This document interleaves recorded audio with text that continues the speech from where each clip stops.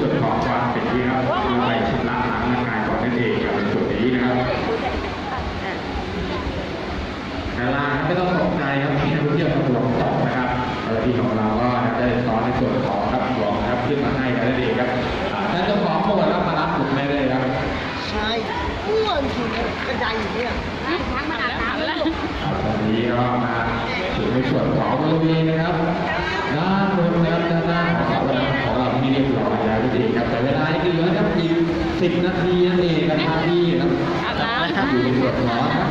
อาคารก็เรียกอาหารค้านะครับหรือในส่วนของบริเวณด้านหน้าก็เป็นมาครับรับชมนะครับกิจกรรมทางที่น้ำของเราได้นั่นเองครับแต่ส่วนของที่เราได้ชมว่าเราได้เป็นที่เรียบร้อยแล้วนะครับที่กำลังเข้ามานะครับในส่วนของการนี้ก็สามารถเดินขึ้นมาช้างว่าด้วยชั้นล่างก็จะเป็นที่เรียบร้อยแล้วนะครับสำหรับแอบดิบอกผู้คนจะต้องชั้นล่างแต่ด้านบนก็จะพอมี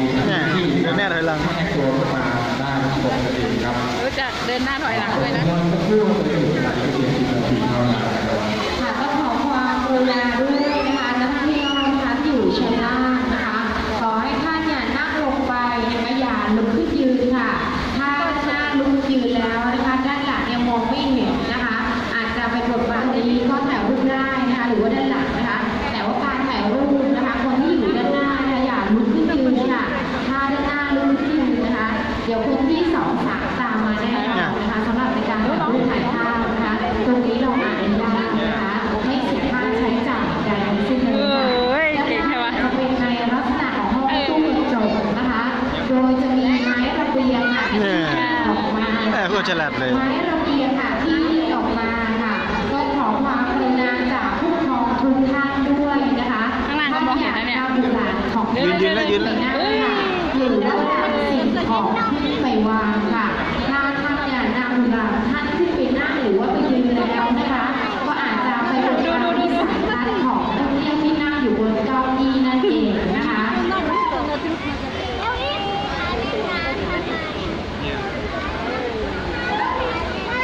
ตอนนี้นะคะชั้นล่างเต็มแล้วนะคะขอให้นักท่องเที่ยวนะคะที่มาทีหลังนะคะขอให้ดูชั้นด้านบนก่อนนะคะ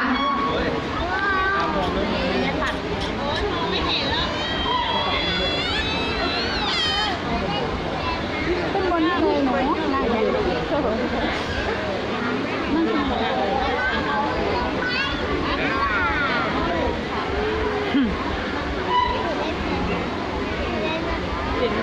ฉลาดมากตอนนี้นะครับน้องรับชนะของเรานะครับก็มีการนะครับวอร์มร่างกายให้ดูการวอร์มร่างกายคูร่าเองนะครับก็ครับเป็นการนะครับวอร์มเครื่องครับวอร์มร่างกายก่อนที่จะทำกิจกรรมนะครับ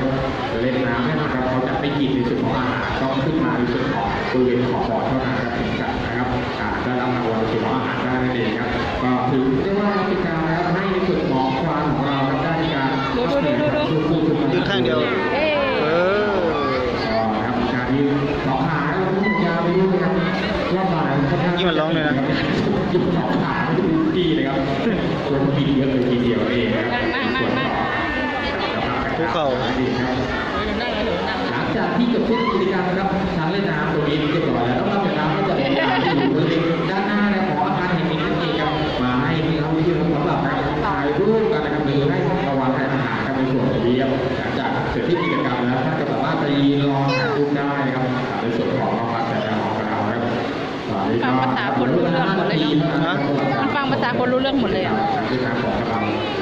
แล้วก็จะถูกเรื่องมาเรื่อยๆนะครับเหนื่อยแล้วมั้งในส่วนของช้างครับเอเชียนะครับสามารถนำมาฝึกสอนนะครับได้ง่ายนะครับกว่าช้างนะครับสายพันธุ์อื่นนะครับหรือช้างจากทุกอย่างนั่นเองครับใช่ที่การอะไรเนี่ยความรักความผูกพันนะครับของความไม่ใช่ช้างไทยเนาะใช่ไหม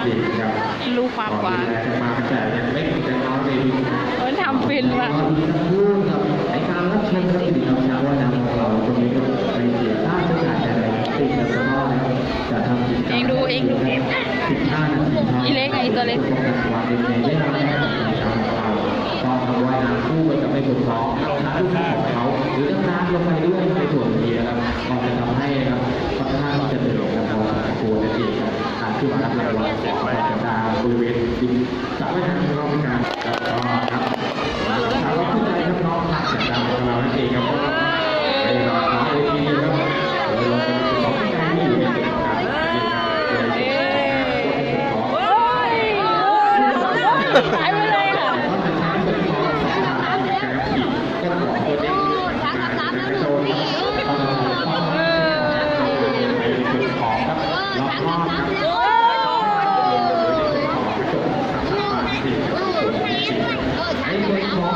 ของเราจะมีชื่อจริงว่าครับช้างแสงทองสามารถทำให้ดีครับเป็นกวางตัวกับอายุนะครับช้างทั้งปีกวางตัวที่มีความรู้สามารถถึงการช้างมาตั้งแต่สมัยที่สุดนะครับหรือเรียกได้ว่าการเก็บความรู้ ทำไมไม่ค่อยชัดเลย จุดแล้วมัน ทำไมไม่ค่อยชัดอ่ะ มันมืดมาแล้วมาแล้ว ปู่ว่านช้างนะครับเป็นคนที่เป็นอะไรตกกองใหญ่ของท่านเลย มาแล้ว ก็ถือได้ว่านะครับมีความรักความผูกพันเรารักใคร่ครับกับในส่วนของนะครับช้างสมัยเด็กเลยทีเดียวครับถ้าพูดถึงในส่วนของคนช้างในส่วนนี้ก็เป็นคนในส่วนของนะครับของท่าทางและที่ดีนะครับการคล้องครับช้างป่าถูกคนให้เป็นช้างบ้านในส่วนนี้นะครับก็มีความรักความผูกพันนะครับสำหรับช้างนะครับเป็นอย่างมากในส่วนของนะครับในส่วนของชาวพุทธในสมัยที่สมัยโบราณในส่วนของชาวพุทธก็จะมีนะครับที่ฐานอยู่ที่ทางตอนเหนือของพระพุทธศาสนานั่นเองครับอยู่ที่ทางตะวันตกนั่นเองครับนะครับแต่ปัจจุบันก็ได้ย้ายที่ฐานมาอยู่ที่บ้านทางการครับอำเภอท่าตูมจังหวัดสุรินทร์เป็นที่เรียบร้อยแล้วนั่นเองครับแล้วก็ได้สว่างแล้วด้วยนะครับ เมื่อกี้มันลงอยู่ข้างล่างมันไปกดสะดน สวัสดีครับก็ทีมสองพันได้เห็นในส่วนของเป็นรางวัลที่ท่านโยงให้ครับในส่วนนี้ครับช้างจากที่ชุมนุมขึ้นมารับแล้วก็งานน้อยมากครับเพราะว่ารางวัลสัญญาของเราจะต้องทำกิจกรรมนะครับในการลงเล่นน้ำให้นักท่องเที่ยวได้ครับได้ครับนั่นเองครับแล้วก็ทั้งช้างถือว่าสัตว์ที่ชุมบ้านชุมเมืองไทยเรามาตั้งแต่สมัยติดหรือสมัยโบราณนั่นเองนะครับตรงส่วนนี้ครับเราทางสัตว์ของเราก็จะนำช้างมาช่วยในการต่อสู้เอกราชด้วยนะครับในส่วนนี้เราเรียกว่าการทำยุทธหักการที่ลงบนหลังช้างนะครับส่วนนี้นะครับก็ครับโอ้สนุกสนานเลยเรียนไปชมฟังตาม ตัวตังเรานะเก็บดีๆนะ ว่าการทำบุญแล้วให้กับทางหรือการทำบุญต่างๆเกี่ยวกับตัวพอสมควรนะครับ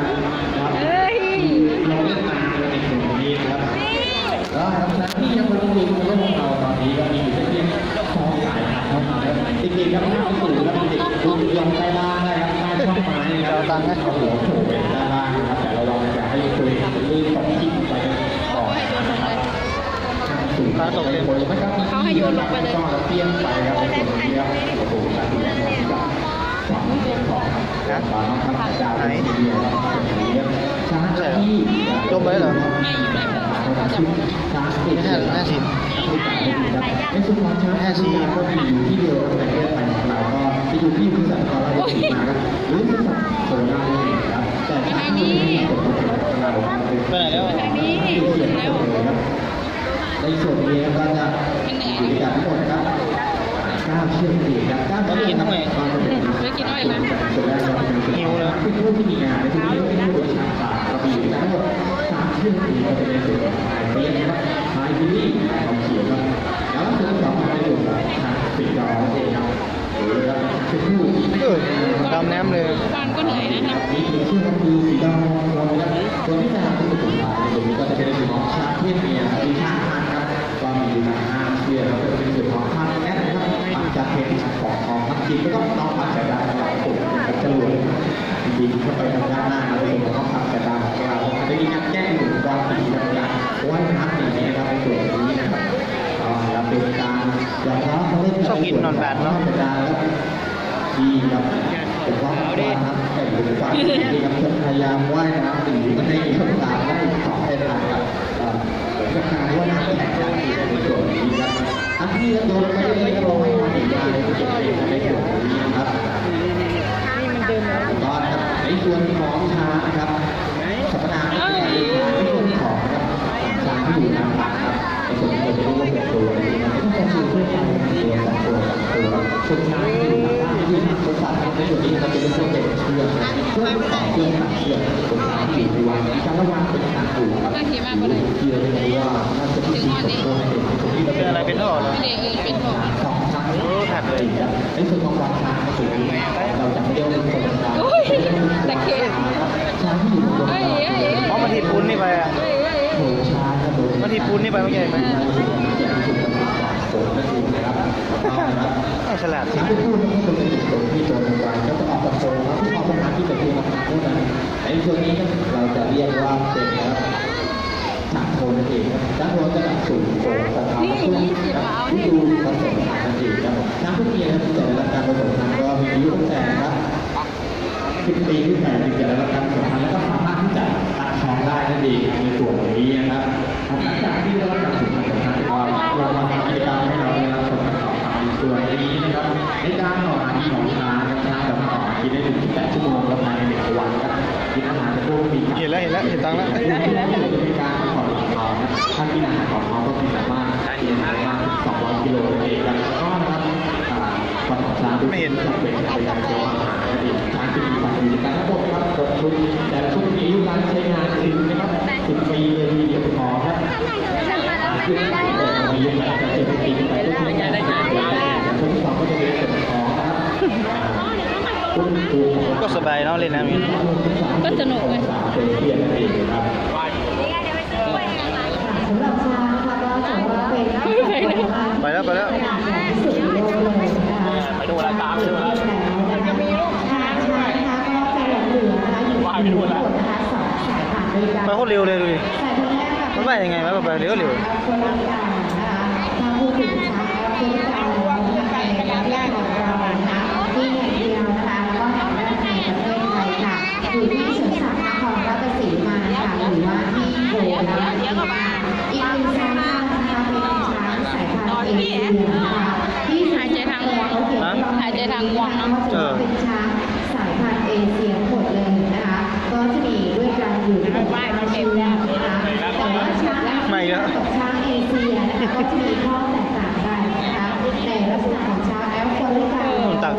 เขาจะมีขนาดลำตัวรูปร่างนะคะที่ใหญ่กว่าช้างเอเชียนะคะลักษณะของใบหูนะคะจะมีใบหูนะคะที่ใหญ่กว่าช้างเอเชียนะคะประมาณ ทั้งแอฟริกาจะหูจะใหญ่เพราะว่าแอฟริกามันร้อนมันเอาหูพัดตัวมาให้มันเย็น ของช้างแอฟริกานะคะ วิวัฒนาการ เขาจะมี หูมันเริ่มเลย เพศเลยนะคะทางเพศ หูใหญ่กว่าหัวอีก เพศเมีย